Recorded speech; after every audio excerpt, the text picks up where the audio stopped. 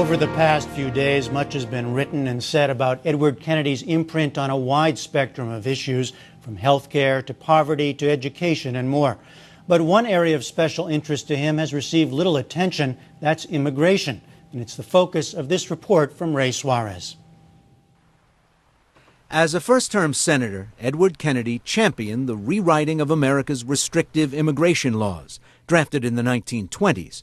He fought hard for the Immigration and Nationality Act of 1965, signed by President Lyndon Johnson. And as America inches toward majority-minority status, with the descendants of European immigrants a declining share of the population, the face of today's America is the one Kennedy's efforts helped create. For better? I think it's fair to say that Senator Kennedy was one of the architects of the America of the future. Or for worse. So the 65 Act essentially put immigration on autopilot. By the time of the John Kennedy administration, America had absorbed the huge Ellis Island generations of immigrants who poured in from Europe from roughly 1880 to 1920. President Kennedy, whose great-grandparents came to Boston from Ireland, supported scrapping the existing quota system that used 19th century America's ethnic makeup as a template for letting in new arrivals, favoring Europeans, and effectively sealing off newcomers from the rest of the world. On the Senate floor in 2007, Senator Kennedy looked back on his role in passing the 65 Immigration Act with pride. It was in this chamber a number of years ago that we knocked down the great walls of discrimination on the basis of race, that we knocked down the walls of discrimination on the basis of religion. We knocked them down with regards to national origin.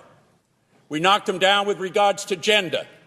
We've knocked them down with regards to disability here in the Senate. When Lyndon Johnson signed the bill at the base of the Statue of Liberty on October 3rd, 1965, he said that this bill was correcting a cruel and enduring wrong. Professor Alan Kraut is a scholar of American immigration history at American University. The origins of who's coming to the United States as an immigrant has changed dramatically. Yes, in the early part of the 20th century, and even in the mid-20th century, it was largely Southern and Eastern Europeans who were coming to the United States in great numbers. Indeed, between 1880 and the 1920s, it was 23.5 million people came, the great majority of them from Southern and Eastern Europe. Today, it's very largely Southeast Asians, Latinos from Mexico, from Central America. It's a much different immigration. Different in part because it was a chain migration, not only opening up to the developing world, but giving preferences to families with members already here.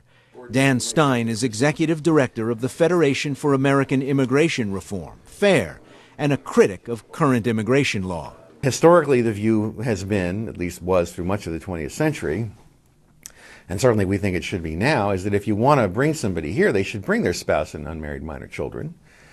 But you have to use a rule of reason and say, listen, if you know, in this day and age in particular, with the ease of transportation and mobility and other communications, you want to go visit your aunt and uncle and your adult married brothers and sisters and siblings, go home and visit. You can't start a chain of migration that goes on years and years and years. And so, quickly, certainly by 1970, it had become apparent that the system of chain migration had become unworkable. The new law made it easier for families like the Kims. Gina Kim's family began heading to America in the early 1970s. The eldest son, my uncle, he and his wife came because his wife's family had invited her as a sibling. Mm-hmm. So after they came in 1971, they sponsored and invited their parents, which is my grandparents. Mm-hmm. That they came, and then next it was us. And then my dad has 5 brothers under him. Thank you very much. Thank you. So beginning with her uncle, less than 40 years ago, the Kim family now numbers more than 60.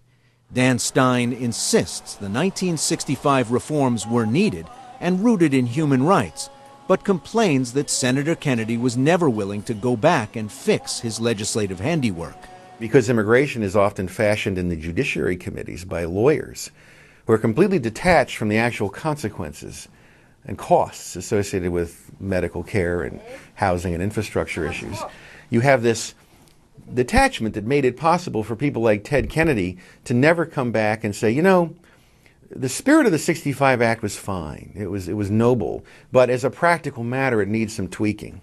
Professor Kraut says the unintended consequences don't stop there. While changing the makeup of America, the 1965 law helped create the pitched battles over immigration today. Prior to 1965, Mexican immigrants could come to the United States virtually at will.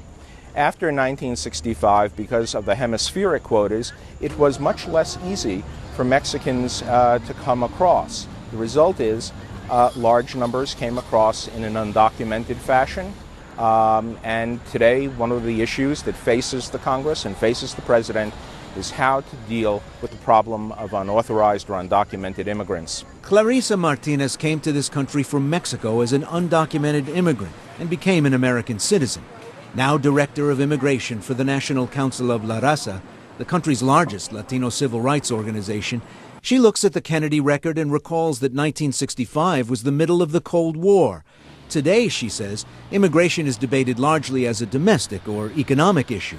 But at the time, these steps on our immigration policy had to do with increasing America's standing in the world and demonstrating that if the country had an open door, people in other countries who had systems that we didn't agree with would choose to come here, and that would demonstrate that the American way of life was a desirable system. And this is a picture taken probably about 25 years ago with all the grandkids. And again, at the time of the Senate debates over the Immigration and Nationality Act, Senator Kennedy reassured his fellow senators that the new law would not bring immigrants pouring into America's cities and would not change the ethnic makeup of the country.